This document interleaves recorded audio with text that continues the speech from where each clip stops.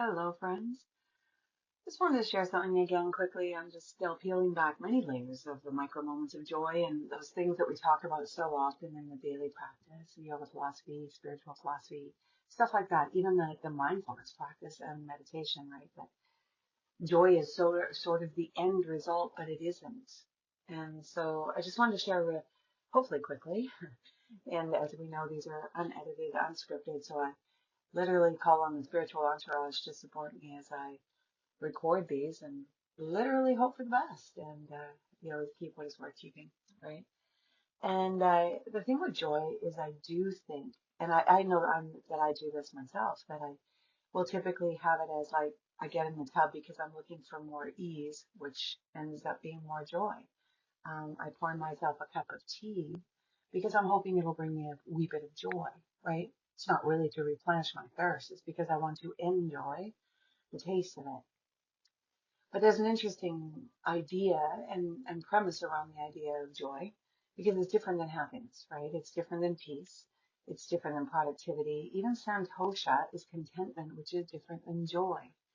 So if we peel back the layers of this language that can be very complicated in and of itself, joy is an essence of receiving everything exactly as it is and noticing the filtration of it, where there's pieces that might be wonderful, pieces that might be beautiful, pieces that might be challenging, pieces that might be not so wonderful. And what's interesting about the ability to be able to see it as a whole without adding our perception to it. So I could simply be in the bath, feeling the water, feeling, say, the Epsom salts, the bubbles, whatever it is, a warm cup of coffee or tea, exactly as I like it, that comes with other things. Sure, if I really look at coffee, there's so many things about coffee that might be quote unquote unhealthy, right?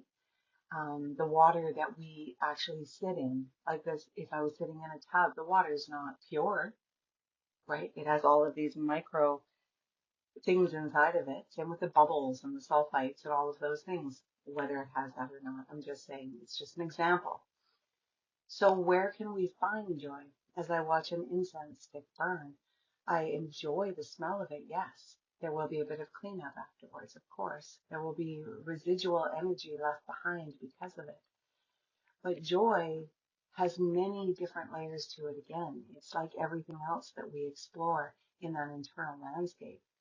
And on a little road trip with a trusted and cherished friend yesterday, the conversation comes up. What is joy, right? And we talk about it and our perception of what joy is. And it's really beautiful because we all perceive it differently. While a little road trip out of town brought us both great joy and filled our cups, there's parts about it that are like, whoa, it's busy out here. It's this, it's that.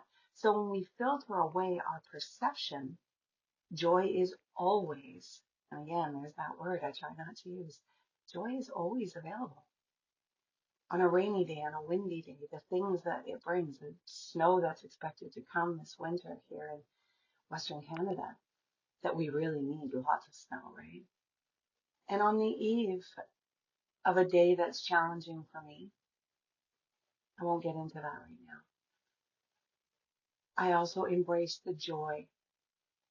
And this feels like an oxymoron in that there's a juxtaposition of emotions, but I embrace the joy of grief, of the missing, because that means I loved so deeply.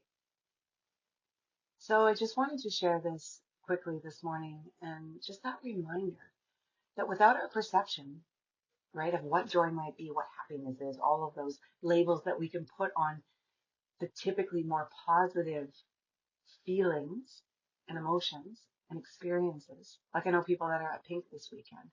I've seen her. It's a wonderful experience, but holy moly, the crowds. Woo, and she's amazing. It's one of those things. So, but where's the joy without the perception, without adding anything on? Just observing the layers of life. There is always joy. There's always joy in that filtration of our perception and our lens. Well, thank you for listening. Oh, under 5 minutes, I did well. Like I always say, if what is offered does not resonate, simply keep what is worth keeping. And with a breath of kindness, blow the rest away.